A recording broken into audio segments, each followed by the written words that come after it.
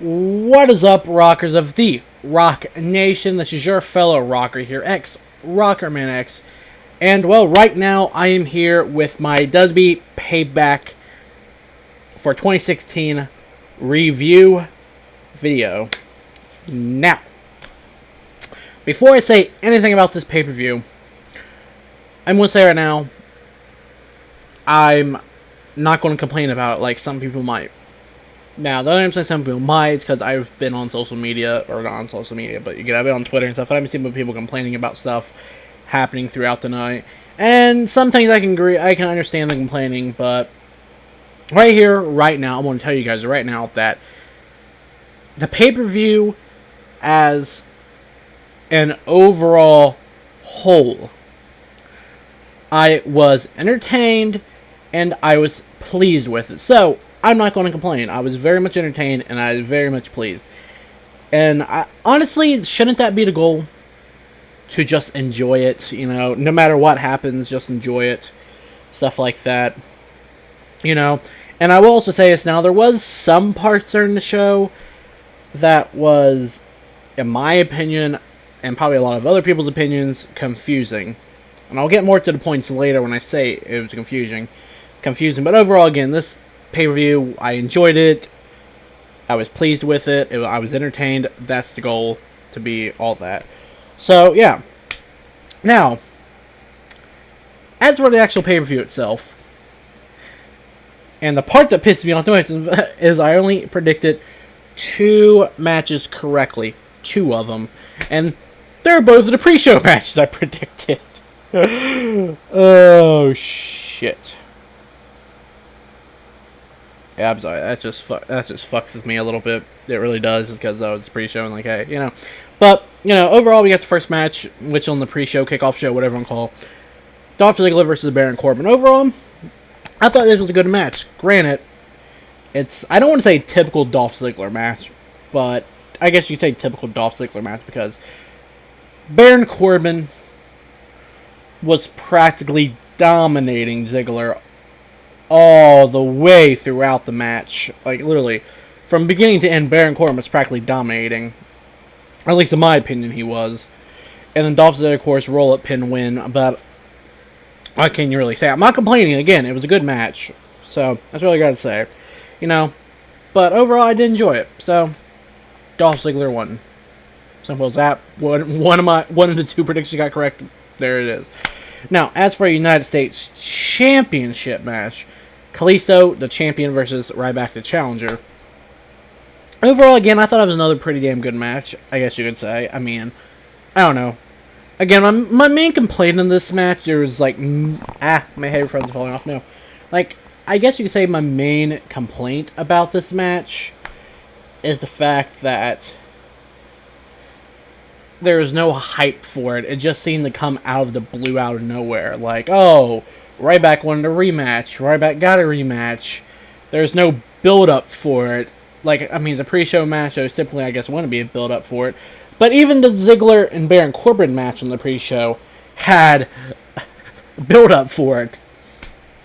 Kalisto vs. Ryback, in my opinion, didn't have a build-up for it at all. It was just a random United States Championship match that, honestly, I don't know.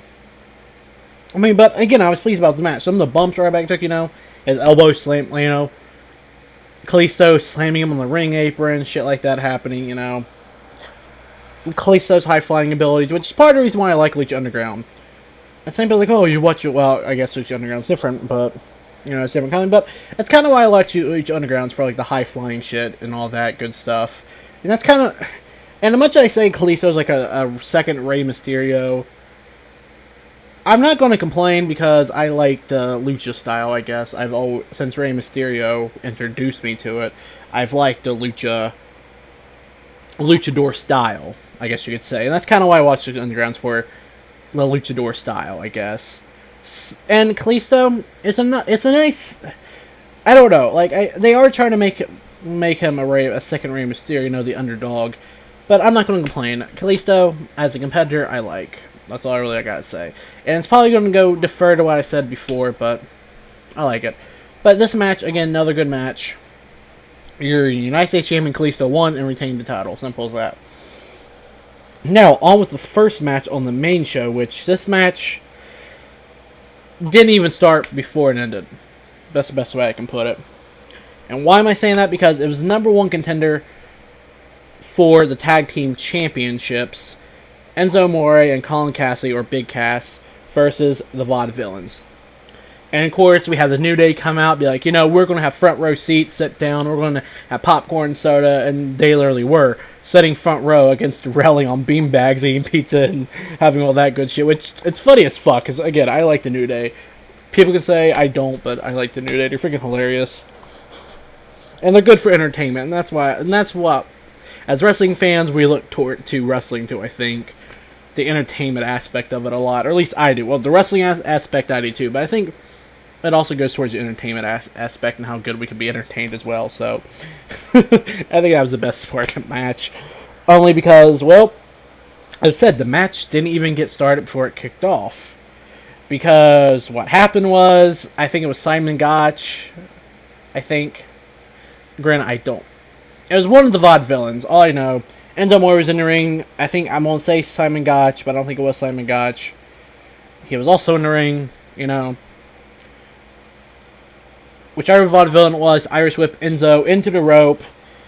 From what it looked like, from what they kept replaying, Enzo's head hit the second rope, hit the ring, and he was basically knocked out. Knocked out, eyes open, basically. And the match, because of that, basically ended in no contest. Now, for what the match was, I enjoyed. Mainly because, you know, again, between these two tag teams, I like Enzo and Cass a little bit more than the Vaudevillains. That's because I feel like the Vaudevillains, literally, I feel like the Vaudevillains is too silly, all because of that old school thing. But I do like Enzo and Cass a bit more, and I was really hoping this match didn't resolve that. But I will say this right now. When it came, this is part of, I guess you could say, the match that was, this is part of the night of stuff happening that was confusing, because when that happened, when Enzo got injured, you know, you didn't know if it was going to be at work, if he actually got injured, or whatever. And from the looks of it, from what I think, it is an actual injury, you know, he actually did get pulled out on stretcher, stuff like that, you know. At least to me, it wasn't a work, it was like a legit injury.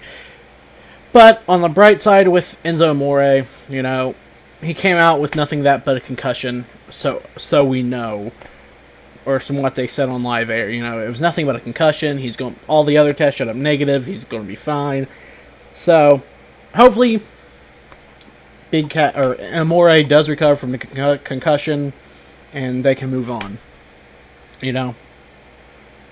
But as for the match itself, again, it was enjoyable for how short it was. You know, we had Big Enzo and Big Cass doing their stuff, you know, doing their traditional tag moves, you know. The Big Cass throwing Enzo into the military press. You had other stuff, you know. So overall, again, good match. Sad that Enzo got injured, but again, it ended in no contest. Simple as that. Now we move on to the next match, aka Sami Zayn versus Kevin Owens. And overall, again, I like Sami Zayn more, mainly because I like his character and I like Zayn a bit more, you know, as a competitor. Because again, I'm always more prone to the high flyers, I guess, or technicians. But I guess Kevin Owens also considered somewhat a technician, not really, or you know what I mean. You know, I kind of like Zayn a bit more. I've always liked Zayn a little bit more than Owens. But, you know, Sami Zayn comes in, Kevin Owens comes in, they literally, right from the start, you know, what I like about it, it's a feud brewing, you know, it's fast-paced, beat him up, boom, boom, boom, knock him out. Basically, it turned into a fast-paced brawl for the most part. And that's what I like, and that's kind of what I expect. Now, I wasn't expecting it to be slow or anything. I was expecting it to be a fast-paced match. And that's what I liked about it, you know. Overall, too, and I will say this match was pretty good. I will say, you know, again, for the fast pace, you know, and Zayn doing his typical high flying moves, you know, through the rope, all that. Kevin Owens doing that. And the ending, though, too, was actually really good from what I thought about it. Much as, again, this prediction was wrong and I wanted Zayn to win, it didn't happen, you know. Like, literally, just at the end, both men were literally tired as shit. And I mean, literally just tired and, you know, like they couldn't give anymore. Because as soon as Zayn hit the powerbomb, or not Zayn hit the powerbomb, as soon as Owens hit the powerbomb, you know, he just fell over on top of... He just fell over and got the pin on Zayn. And again, I'm not complaining. This match was plenty of back and forth as well. And Owens getting his... Again, another moment of someone getting their back hit on the thing. Just hurt like a bitch, but... Ugh. But... Yeah, Kevin Owens picked the win on this. Simple as that, you know. And after a match, you know, he came out... You know, got Byron Saxton in the ring. Let's make him question about, oh, how does it feel to beat Zayn, blah, blah, blah, and all this shit. You know, and all, because of that, you know, he's like, oh, thank you, Byron. Thank you for the invitation. Then Owen's like, oh, I'm not going to do nothing. I'm the better man. It's officially proven who's the better man between the two. You know. Then, oh, the Intercontinental Championship's next? Okay, thank you, Saxton, for giving me an invitation to do commentary with you guys. You know. Pretty much that happens, and next up's the Intercontinental Championship match. A.k.a. The Miz versus Cesaro. And again, another match that... This brings in the This match, again, confusing. Only because of the end... Well, I don't say confusing, because the ending was somewhat clean, I guess. Well, no, it wasn't even clean. But it was one of those more... Another one of those more confusing moments of the show. And why do I say that? Because, well, again, the match... And what I've seen of it, I really did feel like Cesaro was dominating most of the match, and I think that's shown that he was. I get that Powerade drink. But, yeah. You know, I feel like Cesaro was dominating most of the match, despite, you know, the Miz constantly going for his injured shoulder, despite Miz and his dirty tricks, despite Maurice being out there helping Cesaro, you know, or helping Cesaro. Maurice being out there to help her husband, Miz. It was a confusing match. And the only reason I see that, and not, don't get me wrong, there was back and forth. Well, the Miz was getting his offenses as well. So I'm not saying that. But the confusing part of the match happened at the end.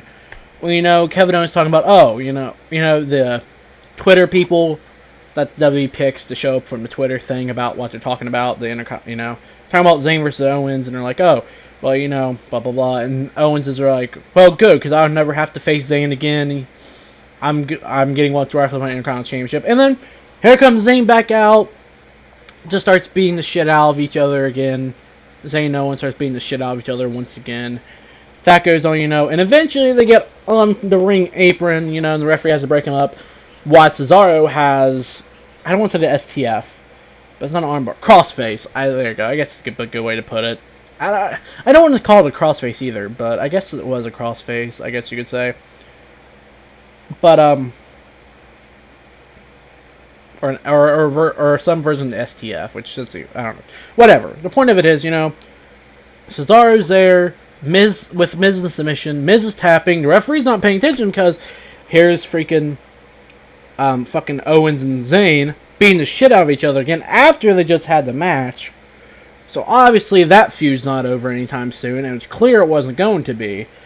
But having that moment happen, having it literally fuck over Cesaro championship, or possible championship win, you know, because Miz was tapping. Compared to what happens later on night, Miz was actually tapping. And, you know, with Miz tapping, you know, oh, hey, Cesaro's new champion. No, the referee wasn't paying attention because of Zayn and Owens. So what happens? Miz fucking basically roll up pins Cesaro and get the win. So Miz is still your goddamn Intercontinental Champion. Not because of Maurice, because of Zayn and Owens. So it's like, I don't. And this does add to confusion tonight, only because, again, as I said, pay-per-view, I liked it, I was pleased by it, but it was confusing. This proves some of the confusion, I guess, that happens. Now you have two other dudes that's not even in any way involved in the match. If Maurice costs Cesaro, okay, I'd be perfectly fine with that. Only because Maurice is technically part of the match because she's Cesaro's husband. She's out there for the Miz. So overall, I wouldn't be complaining that much if I just said I wasn't going to complain, but I really wouldn't complain if it was Maurice that called Cesaro. But because it was Zayn and Owens, that was that's two separate entities away from the match that was going on, costed Cesaro. Just seems like all kinds of fucked up in my head. It really does. It really does seem like all kinds of fucked up. But again, what's done is done. You can't really do much. But The Miz is still your Intercontinental Champion. Simple as that. Now, here comes the next match tonight. Dean Ambrose versus Chris Jericho. In this match, again, I'm not going to lie, good match. Plenty of back and forth. You know, so many failed attempts of putting each other in their finishing moves. So many, you know, stuff like that. And for two technicians, because I do consider Ambrose a bit of a technician. That's how I've always seen Ambrose, sort of a bit of one of those. I don't call him a technician, but he's one of those unconventional technicians where there's moves that most people wouldn't do, but he pulls them off, I guess you can say. Like when he goes for this clothesline, or when he, you know, goes to the ring apron, swings around, goes for, you know, stuff like that. I consider him, or I don't know, or somewhat of a roughneck too, I guess you could say. Like he's like a technician mixed with a roughneck, I guess you could say, because if he needs or a brawler, because if he needs to brawl, he'll brawl, but if he needs to go technician, he'll go technician, pretty much, you know. He's like a mix. He can do a lot. But in Chris Jericho, of course, with his technician ability, and I consider Chris Jericho, again, more of a technician, as many people do. But, you know, this match, again, plenty of back and forth. Not going to complain, you know. And it was a brawl, pretty much. It was just a brawl, too, at some points. But, yeah. Not going to complain either, because this was actually a clean victory compared to most of these matches tonight. Well, now hold it. There's 1, 2. I'm going to say there's at least 2 clean victories. There's only 2 clean victories tonight. 2 of them. Not counting the pre-show.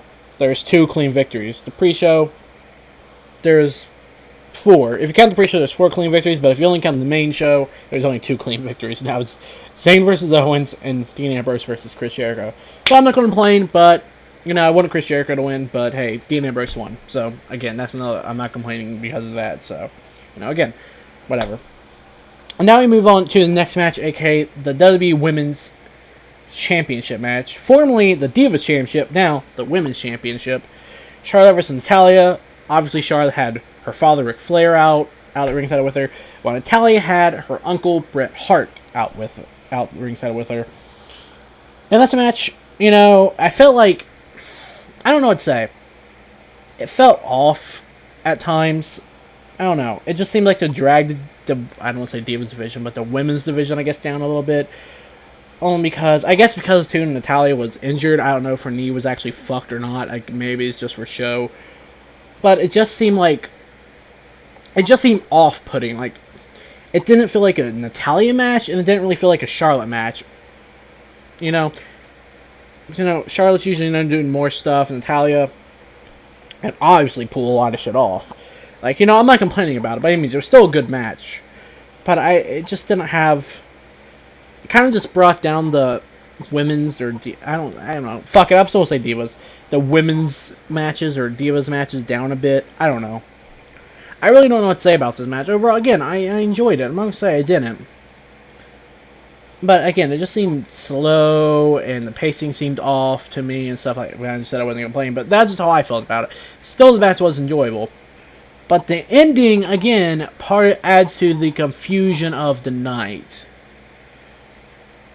Only because, you know, Natalya's down, you know, Charlotte gets her in the sharpshooter, and all of a sudden Natalya clearly didn't tap out. No tap out from Natalya. All of a sudden, oh, referee rings the bell, runs the bell, hands Charlotte. Charlotte wins, still champion, but Charlotte didn't tap or anything. So, what do I have to say about that? Obviously, Ric Flair. The Flairs are known to be the dirtiest players in the game. That's clear right now, they still are, because I'm going to call it right now that Ric Flair paid off Flair, Charlotte, most likely Rick. I want to say it's going to come out probably tomorrow night on Raw, or tonight, I should say, because it's after midnight here. But Charlotte, or not Charlotte, it's going to come out probably that Flair paid off the ref. Simple as that. But what also stupid is Ric Flair or Bret Hart's there. You know, why have Bret Hart there? If Bret Hart's going to be an equalizer, where it's coming down between an actual 1v1 scenario where it's not 1v2 basically, or 2v1, and it actually comes down to a 1v1 scenario officially. If it was Bret Hart there, they would have had Natalya won, you know. What's the point in having Bret Hart there if Natalya isn't going to win, you know? And I think that's what a lot of people thought, you know, just because Bret Hart's there, Natalya's going to win, and I admit I thought that. But I still wanted Natalya to win because I felt like it's time to kind of put the belt off Charlotte for at least a little bit. You know, it's try to get her to where she has to regain the belt herself and not have to evolve with Flair. Or, yeah. But still, the point of it is, you know, again, just adds to confusion, but I'm going to call it Ric Flair paid off the ref. Simple as that. So, in the end, because of Flair, what I'm assuming, Flair paying off the ref, no tap out from Natalya, Charlotte won and retained the Women's Championship. Simple as that. But on the bright side, we saw an uncle-niece sharpshooter. Won to Flair, won to Charlotte, and they both fucking deserved it. Just saying. And it turned out to be shades of the Montreal Screwjob after all. No, but seriously. Now, on with it. Well, before I say the next match, you know, we had the whole segment, which I didn't add this in my note. Well, I did add in my notes. We came to the whole segment between, you know, who runs Raw? Shane or Stephanie? Vince McMahon picks, you know. And I saw it was on social media, and people were complaining about this segment being anticlimactic. And yes, okay, I can agree it was anticlimactic. But it's to be, what do you expect? What's done is done. There's not much you can do about it. So, with that being said, you know,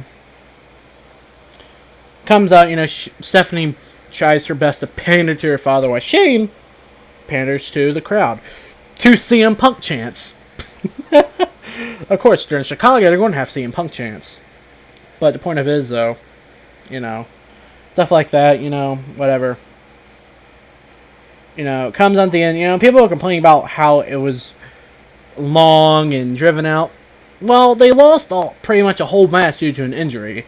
So initially, yeah, it's going to be kind of drawn out, and they're trying to save time for the main event, and they're trying to make sure they have that time for the main event as well, make sure it goes how they want it. But comes out in the end, you know, after all said and done, Shane and Stephanie both together as, I want to say, co-general managers, or co-running, but I don't know. I guess say co-GMs. I guess the best way to put it. Are running Monday Night Raw together. So, with that, leads on to the next match. The WWE World Heavyweight Championship match. Roman Reigns vs. AJ Styles, and I was really open AJ 1-1. But on the bright side, at Extreme Rules, AJ Styles is getting a rematch. An Extreme Rules match. What I find funny, though, and I still don't understand saying this, is usually they have Extreme Rules and then Payback, which makes no sense to me at all, because that's usually how the pay-per-views work. So usually, Extreme Rules usually right after WrestleMania. Apparently they said, let's do Payback first and then put Extreme Rules. You know, because usually it's reverse, you know, they're usually reverse, usually Extreme Rules and Payback, but this time it's Payback, whatever. I just find that funny. But, you know, the match goes down, you know, which was a hell of a match. I'm just saying, a hell of a match. Why do I say that? Because neither men would stay down. Every man went out there and laid all on the line. And people can say what they want about Roman Reigns. I might not be a big fan of his. I might not even be a fan of his at all. I might not be a big fan of his. But after the performance he pulled tonight, kind of made up for the WrestleMania match. That's just my opinion. They'll say, well, he didn't do shit half the time. Well, all he did was, Superman punches and all that. Well, yeah, but still. He went out there and he made a hell of a performance doing what he did. I mean, literally. Literally, some of the Superman punches he delivered to AJ, you know, straight to the head, you know. AJ going for the phenomenal forearm, the second or third time. Superman punch right side of the head. AJ, obviously he knew that was coming. AJ with the phenomenal forearm through the announce table. Did not see going through the announce table coming at all. I really didn't. I thought, one of them. I thought one of them was going to land on it. No, both went through the announce table. I think AJ got the bigger effect of it because he actually went through completely with his whole body. But that happening, fucking AJ getting what looked like hit in the fucking dick with a Superman punch. Granted, again, when I looked at it, it was actually up here, but it looked like it was hitting the dick or what they made it out to be as a low blow. What else can I think of? Seeing Gallo and Anderson coming out, to help Styles, who was like, what the fuck,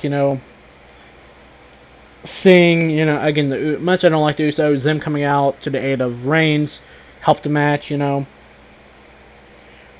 count-out victory, which just does play into the whole fans are saying, Shane comes and saying, oh, this match is going to be restarted, no countouts, shit like that happened, the count-out victory by AJ, like, oh, okay, shit, because I knew something was going to go down anyway after that. I was like, oh, they're going to restart it, and I said, Horizon Night, well, Stan or Stephanie's going to come out and restart the match. That's basically what's going to happen, and the Shane came out, did the first restart, got punched, when the low blow happened with the Superman punch to AJ, Stephanie came out, restart the match, saying, oh, this will also be no disqualifications. So, came down between a 1v1 scenario, a 1v1 scenario with no counts or disqualifications. Granted, you knew shit was going to happen when it said no disqualifications, a.k.a. Anderson and Gallows. But, again, just this match, the Pele kick even. That Pele kick looks sick. And then Styles doing the 450 from the top rope, only get Reigns' knees up in him, and the 450 splash just from, not even top rope, just by springboarding as well was pretty nice. And again, this match, I enjoyed it. People can say what the fuck they want about this match, I completely enjoyed it. But, at the end of the night, I was hoping AJ would have won. Roman Reigns is still your champion, simple as that. Cockfist. And yes, that's probably the first time I call him Cockfist, but that's because I know other people do, and I did it for the fuck of it. But yeah, that really does it for this review. Roman Reigns won. Some of that does it for this review of the night. Tell me, I know we'll have some YouTube friends or some people I know on YouTube that might watch my videos and whatever. But tell me, let me know what you think about Payback. Let me know your thoughts. Let me know how you think it went. Let me know how bad it was or how good it was, whatever, to you. And one more thing before I go, let me get a drink first.